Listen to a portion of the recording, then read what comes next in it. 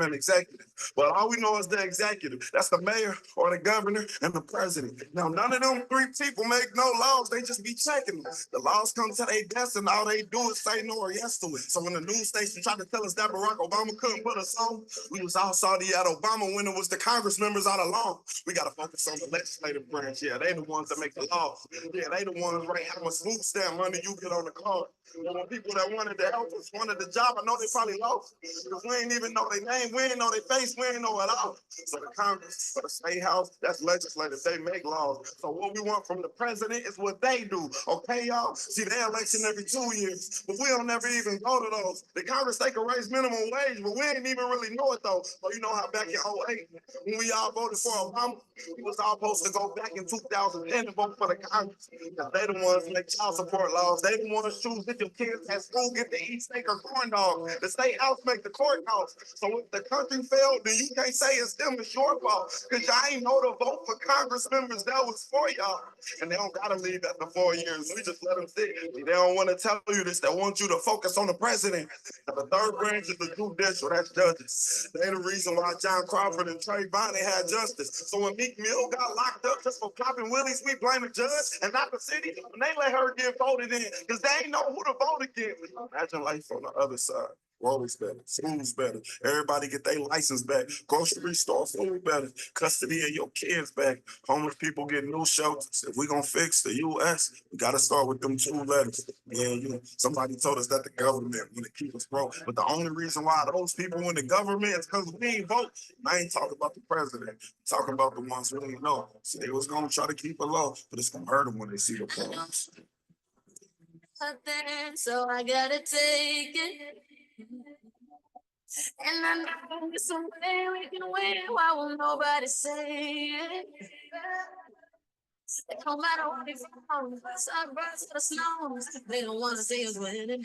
They'd rather keep us down. We don't know how. Don't let them say that you both don't count.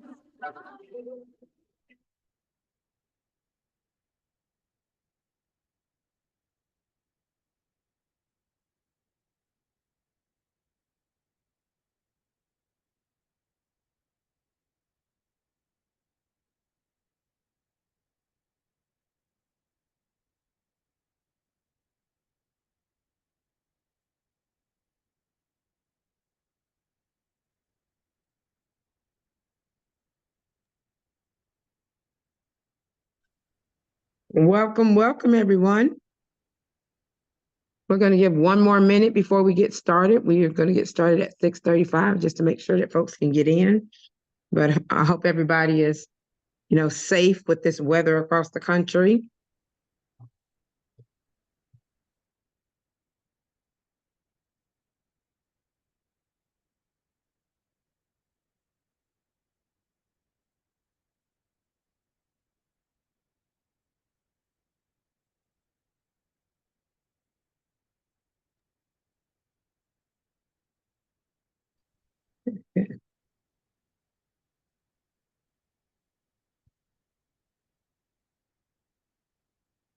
Well, it's 6:35. We'll keep hoping, folks will get in here. I know, again, we've got some really weird weather around the country and a lot of things that are going on. So hopefully we'll get some other folks in, but we're glad that you all are here. So we say welcome to you. I'll pass it over to our Executive Director, Reverend Devin Crawford, with Multifaith EMI to give us the official welcome. And then we will start with Chaplain Deborah Bonita, who will ground us today. Thank you so much, Deirdre, for your leadership in helping us to cultivate this series of conversations, the Freedom Summer Conversations. Good evening, everyone, all of you who are joining us from across the length and breadth of our country to this current installment of Freedom Summer Conversations. As it's been noted, this has been a series of dialogues looking at the impact or the intersections of criminal legal system transformation into democracy, looking at prison conditions, the ongoing threat of solitary confinement, to help us think about the matrix, the large extent to which the carceral state really influences and impacts each of our lives, looking at the prison industrial complex and how we can engage in practical tools to know how we can build our advocacy muscle, movement momentum as a multi-faith coalition, bringing to bear our own theological commitments and shared beliefs about what it means to live in a just world, to pursue justice that is rooted in our faith traditions.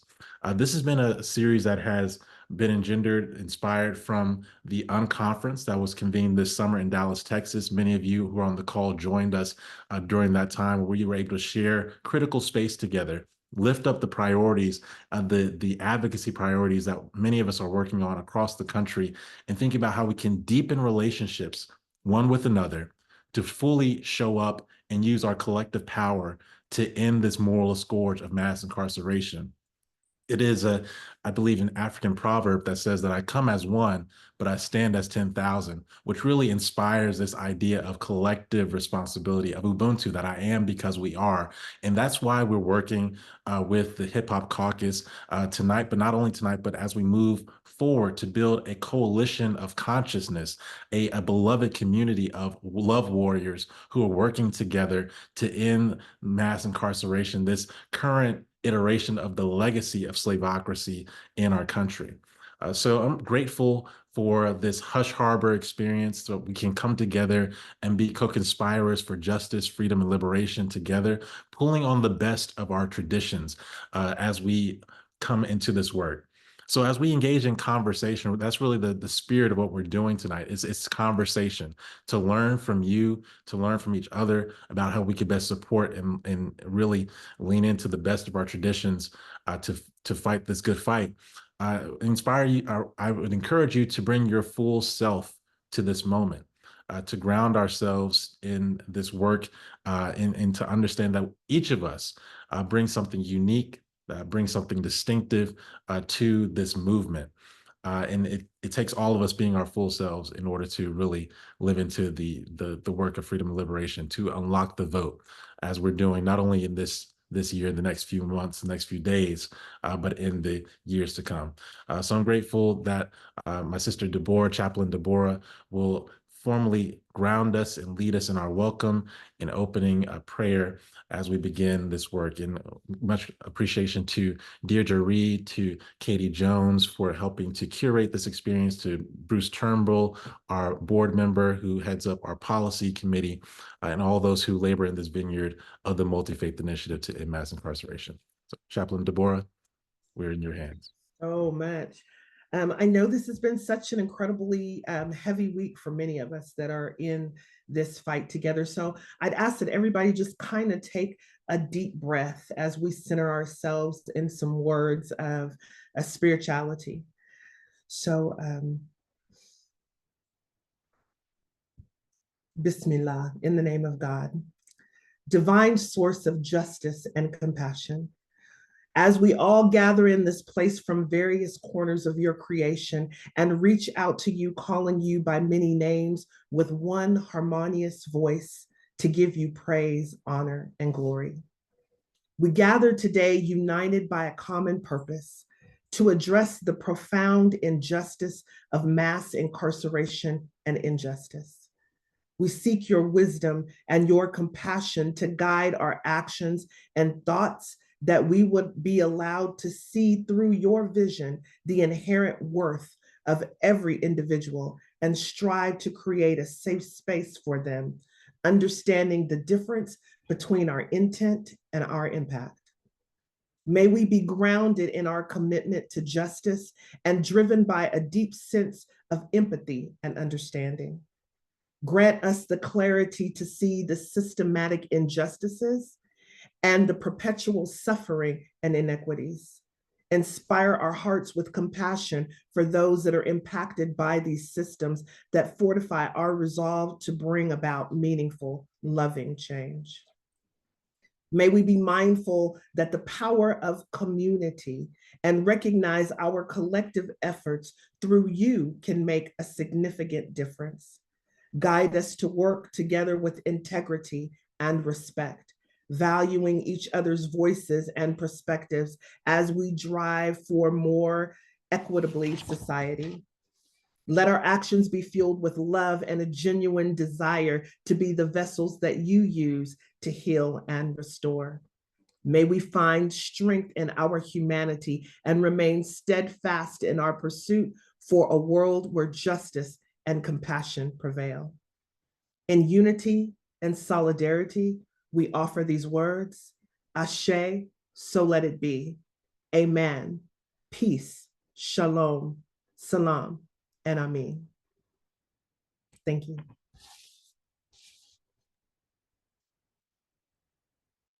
Thank you so much. So, welcome everyone to the call again. I know that everyone, I'm here in Charlotte, North Carolina. It is raining literal cats and dogs. We are, and I'm hoping, that my internet stays stable while we're doing this, but just so excited for you all to be here.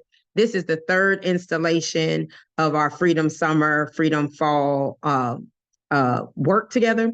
And we know what time it is, you know what I mean? Like it is election time.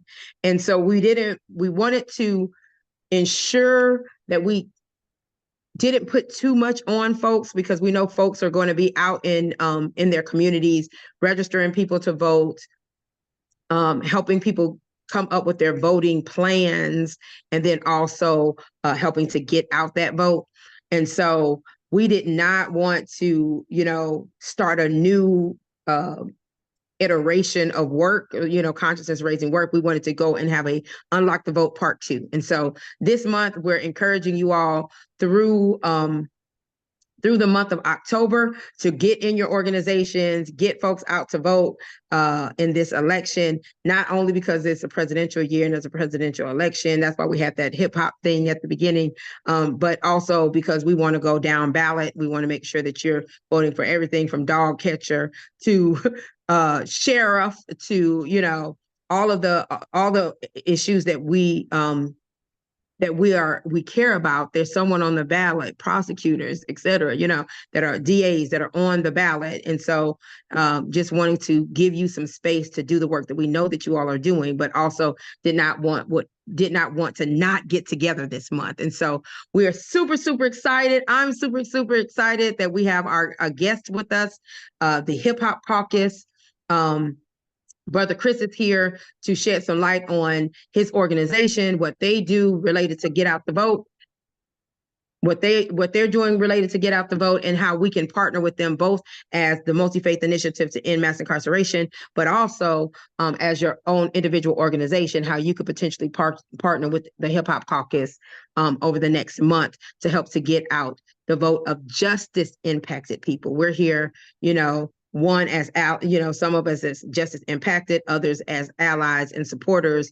We're going to vote, but Brother Chris is specifically here to talk to us about what it looks like for justice impacted people to access the voting ballot. So, Brother Chris.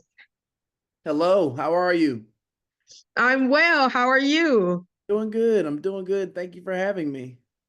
Tell us a little bit about yourself. We're going to spend a good 20-30 minutes with you first, just kind of getting to know you and your organization, and then also for you to tell us about this dynamic tool that you all have on your website and that we can access. But let's start with you. Sure.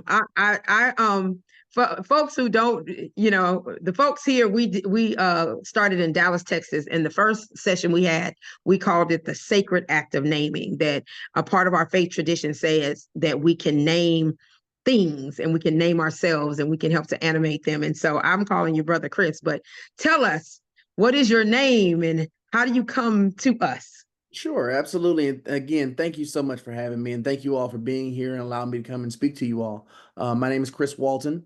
Originally from Milwaukee, Wisconsin, born and raised, but I have nothing but Southern family. Both of my grandmothers are Mississippi. My mother's father is Tennessee, and my father's father is Louisiana. So we are nothing if not the South. And I've been involved in politics now. This is actually my 20th year working in politics. I started when I was 15. And been working in politics all over the country ever since.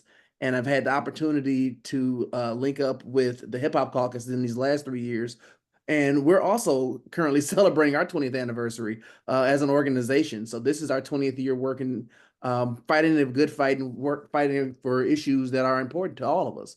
And so at the Hip Hop Caucus, our mission is to use the power of our cultural expression to empower communities who are first and worst impacted by injustice. And our vision is racial justice, healthy communities, and a healthy planet. Basically, what that means is we're fighting for issues around climate and economic justice. We're fighting for issues around human and civil rights. And especially in a year like this, we're fighting about voting rights because everybody's voice is important, especially in our democracy, which we are fighting to strengthen and make a better, more perfect union for all of us. So what we're doing, what my job is, thankfully this year as the assistant director for the Respect My Vote campaign, I'm out here knocking and trying to get people to come out there and vote, to make sure their voices are heard and their votes are respected. And so we've been traveling the country, going to our priority states, encouraging people to get out there and vote. We've been hitting states like Georgia, Wisconsin, of course, we're going to hit Wisconsin, Michigan, Pennsylvania, North Carolina, Louisiana, Texas, and just really engaging with the community. We've been really focusing in on voters between ages of 18 and the hip hop generation, which now is a 50-year-old generation that is 50. That's what I was about to say. I was like, you said 18 and then you said hip. I was like, wait a minute. Don't let me go back to Grandmaster Flash and the Furious Five. Like that's my entry into the social political world of hip hop. It's like Grandmaster Flash says, New York, New York, big city of dreams. Everything in New York ain't always what it seems. You might be fooled if you come from out of town, but I'm down by law. That's policy. He says, I'm down by law and I know my way around. And so this conversation for us is also, at the intersection of faith and what's happening to impacted people and oppressed people. Like we as an organization, our founding has some roots in like how we've been working with hip hop artists and with hip hop folks. And so, 50, hip hop turned 50. We still cute. So we're focused on the hip hop generation. We're looking at ages 14 to 50 and really trying to encourage them and using hip hop as a way to get people engaged and get people to come out. People like music. Come listen to us and let's learn about policy. Let's talk about these various issues. We are a completely nonpartisan organization. We don't endorse any particular candidate. We are a C3. We want you to know what the issues are, become educated what the issues are, and make the best educated decision that you feel is best for you and your family and your world. Thank you. Well, for us, of course, you know this already, but just as to reiterate, our organization and coalition exists very specifically around the issue of mass incarceration. And so when I think about the role that hip hop culture and hip hop artists, right, have a real point of view around the intersection of their lived experience and the carceral state. It just makes so much sense to us that hip hop would and the hip hop culture would want to be in coalition with folks who are working on policy around mass incarceration. So can you tell us a little bit about your organization and how you've done that work in the past beyond, I know we're talking about voter engagement, but you all have done some serious work with hip hop artists and the issue of mass incarceration. So I wanted to give some time for that. Yes, we have. And because it is a very important issue. We know that mass incarceration has definitely gotten a lot of especially young Black and brown men, really caught up in the system when it comes right down to it. We usually see the brunt of the issues around mass incarceration more than other people here in this country. And we want to make sure that we're reaching out to them. The songs, the music that we all have memories of and know, those songs also have a message talking about what it is life like on the streets. What issues are we facing? And so one of the big ways we're actually helping to try and make sure people know that no matter what your situation is, as a returning citizen, or a justice impacted person, we want to make sure you know how important it is that you still have your right to vote and that you can still utilize your right to vote. And that's why, because one of the biggest, it's a very big running myth that, if you have a felony on your record, that you've lost your vote forever. And that's just not true.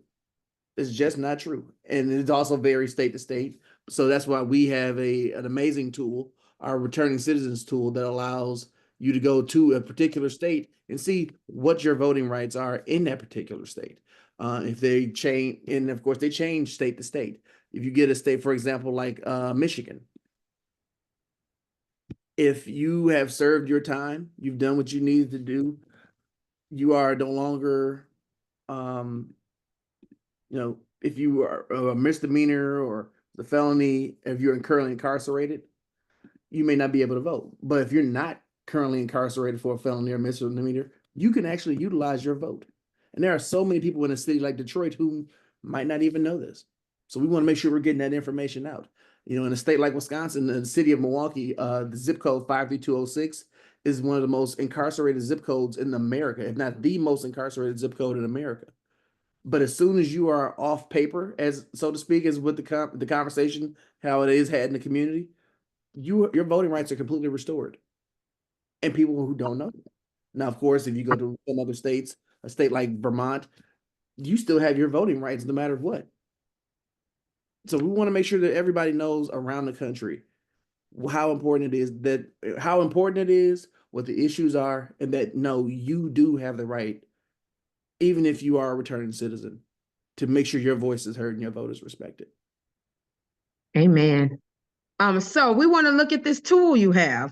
I know that our folks have dropped the tool in the chat for folks to click on the link, but we would love for you to walk us through the tool, tell us more about it, show us how interactive or not it is. Give us a tour of your tool. Absolutely. And let me see if I can share my screen. If I can share that. Now they'll deal with me. I am a quote unquote geriatric millennial. And so I am struggling with the Zooms, but let's see here. All right, can everybody see my screen? Yes. Okay, so for example, we recently used where do you live? You click the bar and you have the state of Michigan, and you can literally check the next box to say, have you ever been convicted of a felony or misdemeanor? If you say yes, it'll go to the next question. And says, are you currently incarcerated for a felony or misdemeanor? If it's yes, unfortunately, you are not eligible to vote, but it will be restored to you. And, we give the information out so people know what's happening. Same, and then if it's no, you can go right there and register to vote. Oh, that's cool. And so you all have, how did you all curate this, and tell us a little bit about how you decided on this project? Because you could have decided on a whole bunch of projects, but why did you all decide to create a tool for justice impacted people to understand their right to vote state by state? Because it's so important, and especially letting folks know, no, you have paid your debt to society. We are not going to allow you to not have a voice in this society. People who have been in prison, they have a story that needs to be heard too. They have issues and cares and wants that everybody in this nation has, that we want to make sure that their voices are heard too. A lot of places, we look at this past week of the situation in Missouri, where a man was put to death unjustly, I believe. But a lot of people don't vote for governor's races in Missouri. But we need to know how important that is. And if your state has a governor's race, this is how those decisions are made. You have a situation where who appoints the United States Supreme Court? If we'd have had, if a president had appointed a justice who would have been more in favor of actually listening to the issues, listening to the point of the case, this man might still be alive right now. Right. We have to make sure we're utilizing all of our power and all of our collective power. We can't allow votes to be just tossed off to the side just because you may have a lack of information. We need to make sure we're getting everybody the information that they need so they can make the best educated decisions for themselves, for their city, for their state, for their county, for the nation, for the world, because it's so important. We lose so many people off of a lack of knowledge that once we give it to them, they're like, I never knew this. I talked to a man in Ohio when I was out, we were doing some voter pledging out in Columbus, Ohio, and he said, I didn't even know I was eligible to vote. I haven't voted in years. So we have definitely want to make sure we're letting people know and getting that message out. And possibly, even if folks are interested, having this tool embedded on your website so that if people have a question of whether they can, if they can vote, they can go right to your website, check a couple boxes, and boom, we know I can vote, or I know how to proceed down the path to make sure that I can get my voting rights restored. Right. And that's where we were going. So yeah, so the tool right now exists on the Hip Hop Caucus's website. We've just sent that in the chat. We'll also post that in Hoover, and we'll send it out in our post, our email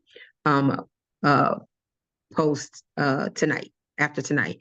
However, what I hear you saying is that there's also an opportunity if folks on this call have their own organization and their own organizational website, for them to also be able to link to this tool on their website. So can you walk us through that? Kind of like you said that you're challenged.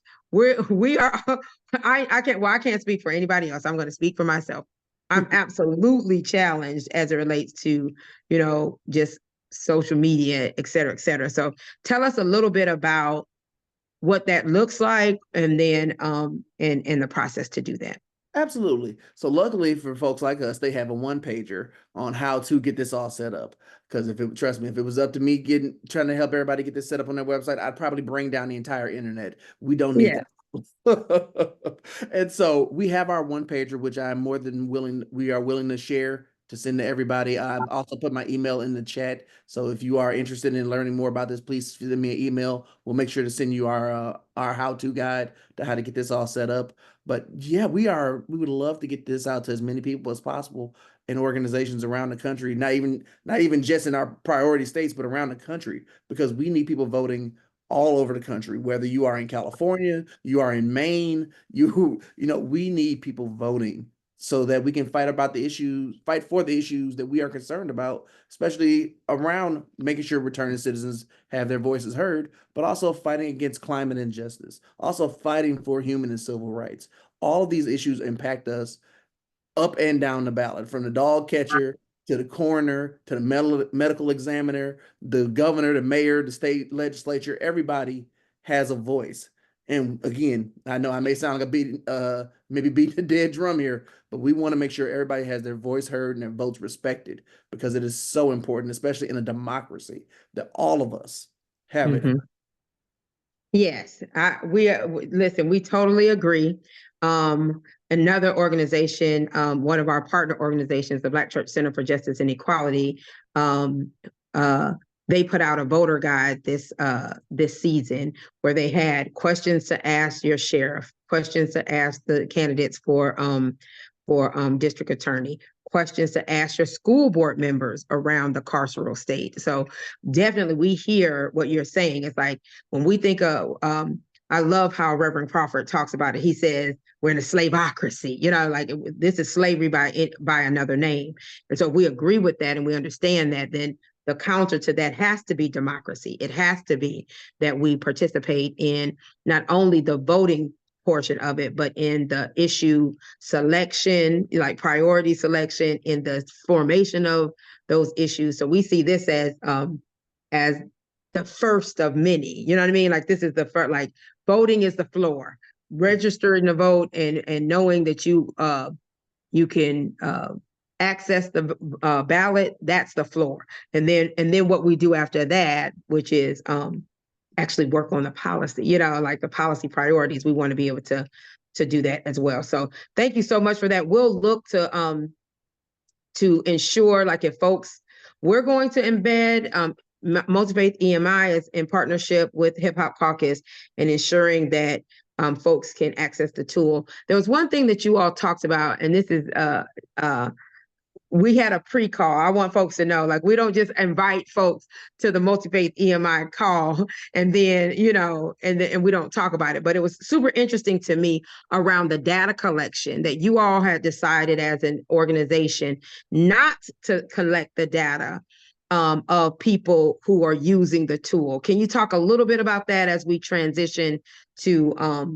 to a call to action. Sure, absolutely. So what we're looking to do, especially in that regard, we're not collecting information like that. You can come on our website, you can use this tool. You don't have to put your credit card in. There's no app you have to download or anything like that. We want it to be free and open to the public for everybody to feel safe, make sure their identity and everything is secure, but also feel confident in knowing I can go and check this, use this, and that's it. I don't need anything else other than they're not asking anything from me.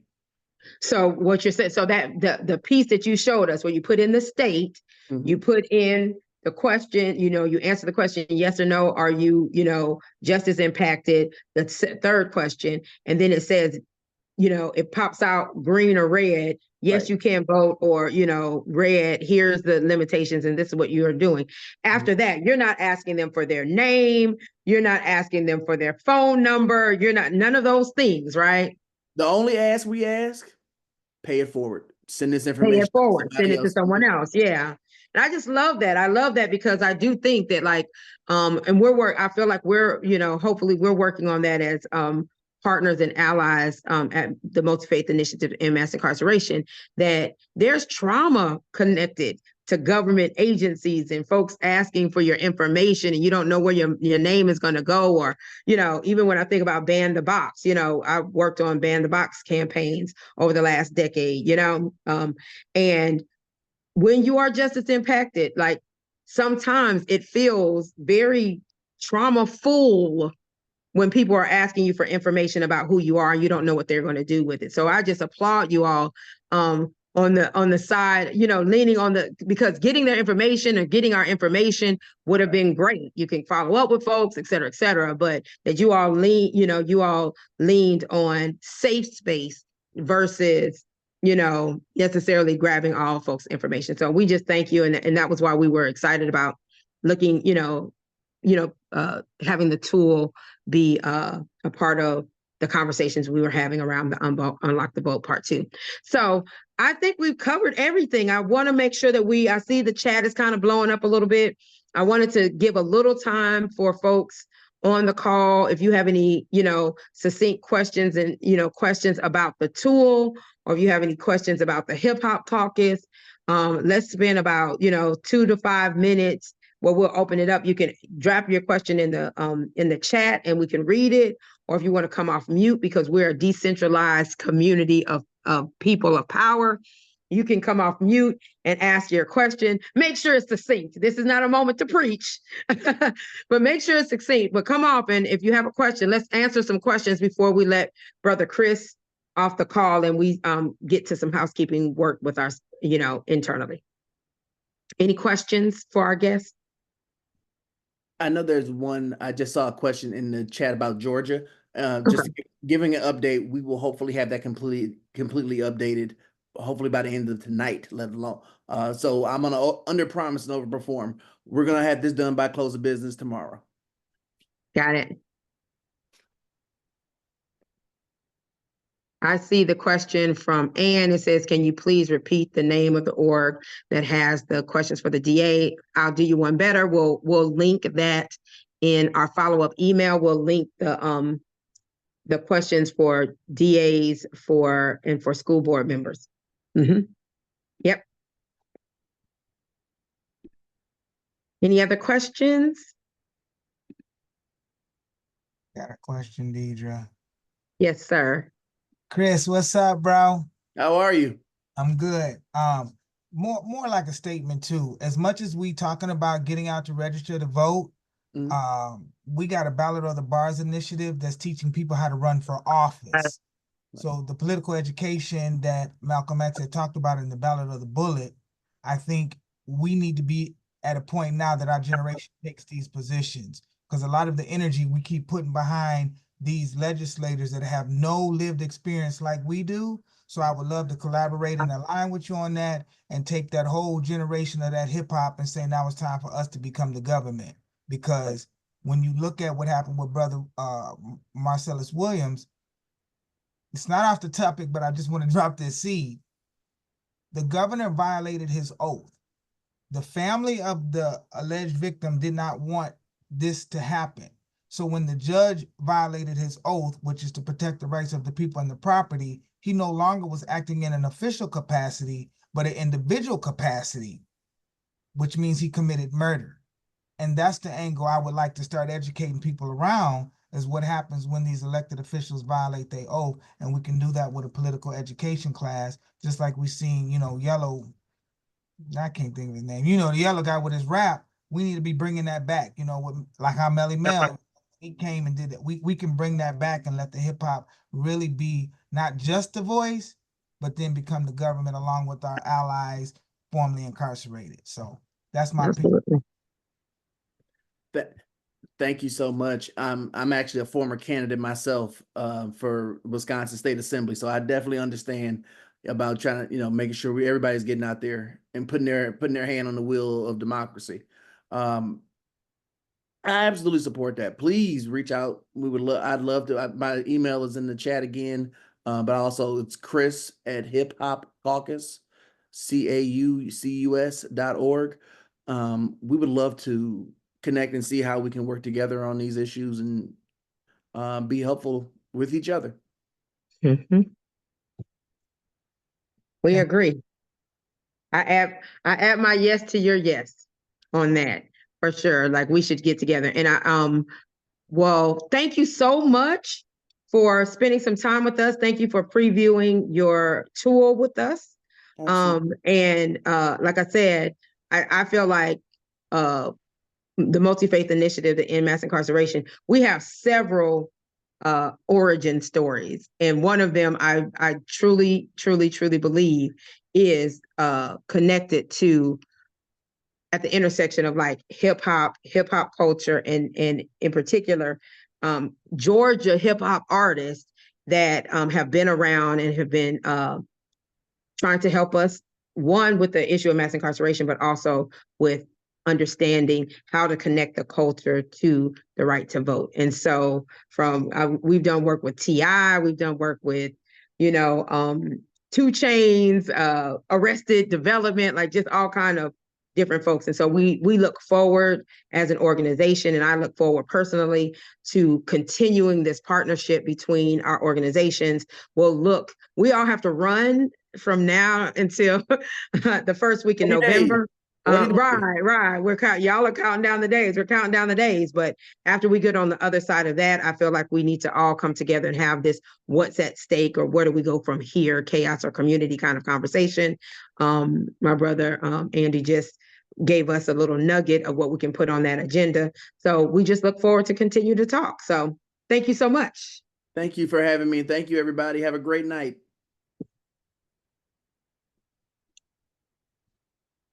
So, Reverend Crawford, do you want to reiterate our call to action as we get ready to have a little bit of time together before we get off this call? No, absolutely. I think that this is such a necessary call.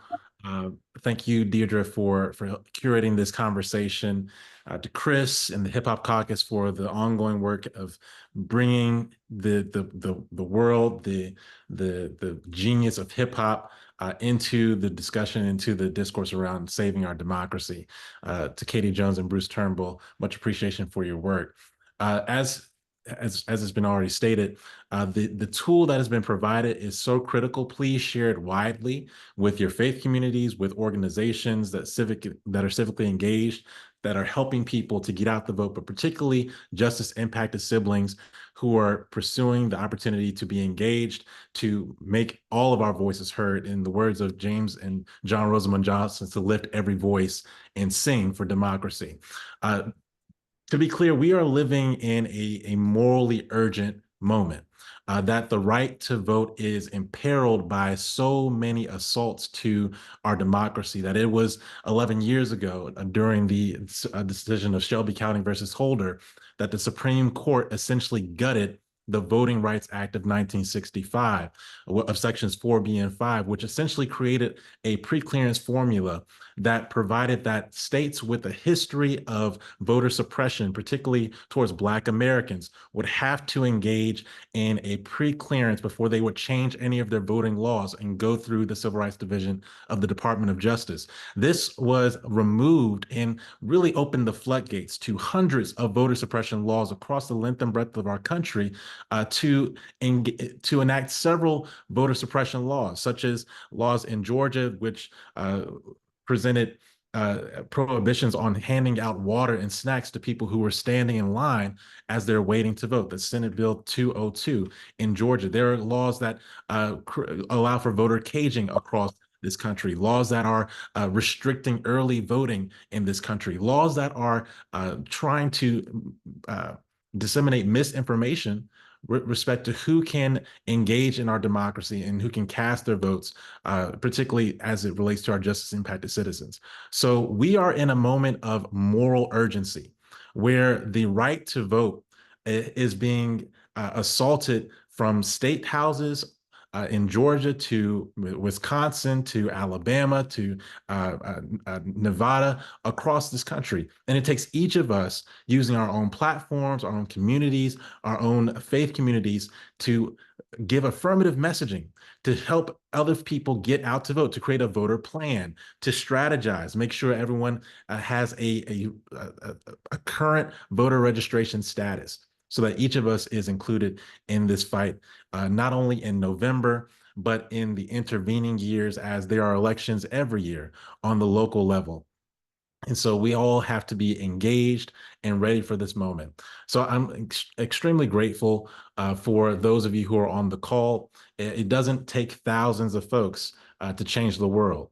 In many ways, it is that prophetic remnant that comes together with a spirit of conviction and hope that is not empirically based, but is a moral decision for us to come together and to do good because it is the right thing to do.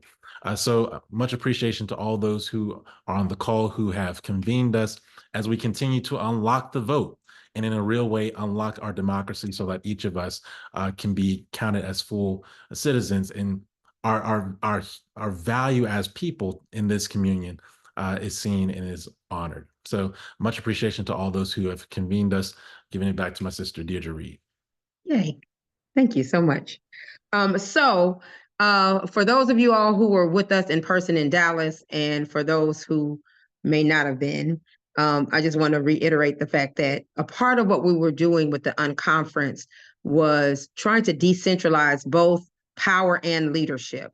So we don't, I used to love when Reverend Vaughn isn't on this call, but Reverend Vaughn, every time we would start talking about the fact that we were going to have an UnConference, he'd say, because everyone is the expert in the room. And so in the spirit of that, in the spirit of, we're the experts. We are the ones that we are looking for. We want to start to normalize the fact that we're not coming to these calls just to sit and get, have a speaker, and then your role is to listen and then to have a question or, question here or there. But that we really want to create a space where we all can come together. One, just to say, how's it going? Like, what's going on with you? Right. And then also to have calls for collaboration, to share in the work together. So, my sister's over in Arkansas. I'm in Charlotte, North Carolina. That's a whole, that's somewhere else on the wall.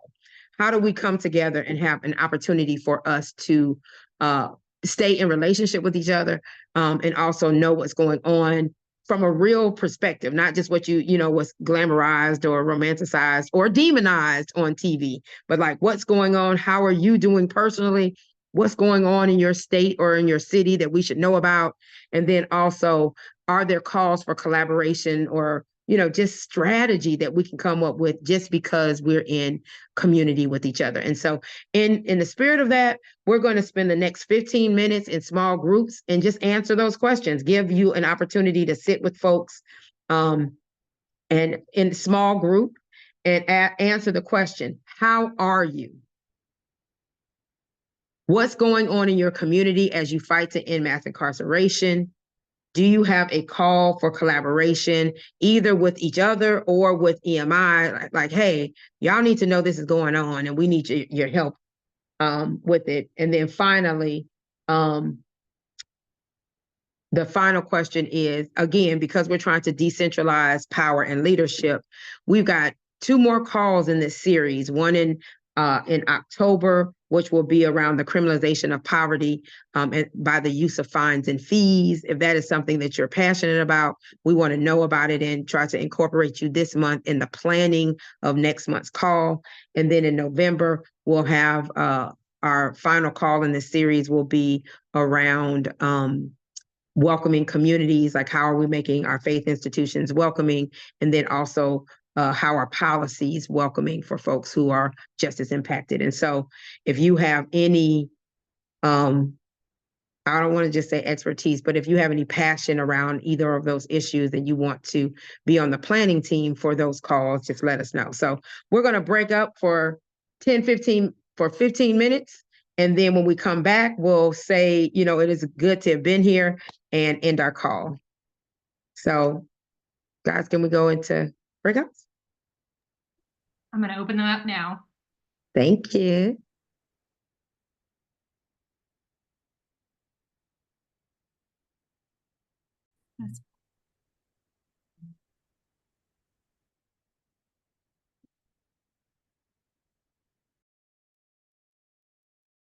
So welcome back, everyone. I don't know if you all know how to use your reaction buttons or not, but like, how was the time to have some time just to be, not to do, but just be, talk?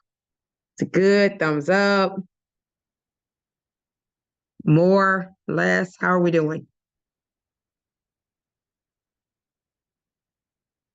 Am I preaching to the choir? I think everybody's back. There we go. I see some reactions. Good, good, good, good.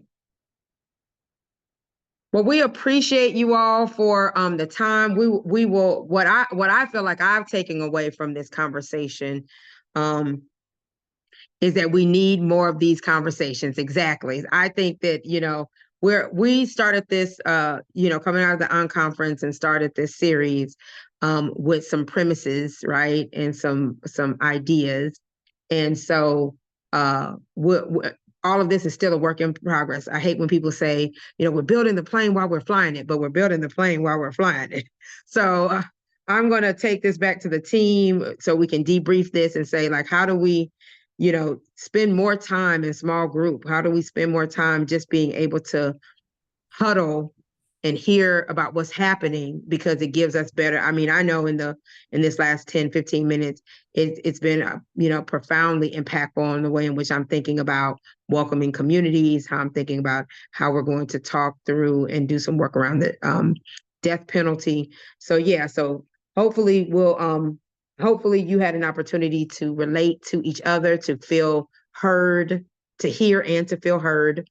And with that, we will send out the notes. We'll send out the what is this? The recording of this conversation. We'll send the links to the Hip Hop Caucus and to their tool. We'll send the link to the questions for the DAs and prosecutors and sheriffs. And then we'll also send out something asking you all that 4th question around whether or not you would be willing to sit on the team for each of these next months. Like if you had some insight on any of the upcoming issues of the criminalization of poverty, welcoming communities, or death penalty. So we'll send maybe a little survey out. And if you want to be involved in any of those, you can check and say which one and give us your contact information, and we'll reach out to you and put you on the planning team. So thank you all so much. I don't know, Devin, can you take us out? Yes, just a brief benedictory note. Let's see. May the road rise to meet you. May the wind always be at your back. May the sunlight of the divine gently grace your cheek and rain gently fall upon your field. And may God keep you in the hollow of God's hand. Until we meet again, go in peace and be safe. Thank you all. Good night. Have a great night. Stay safe.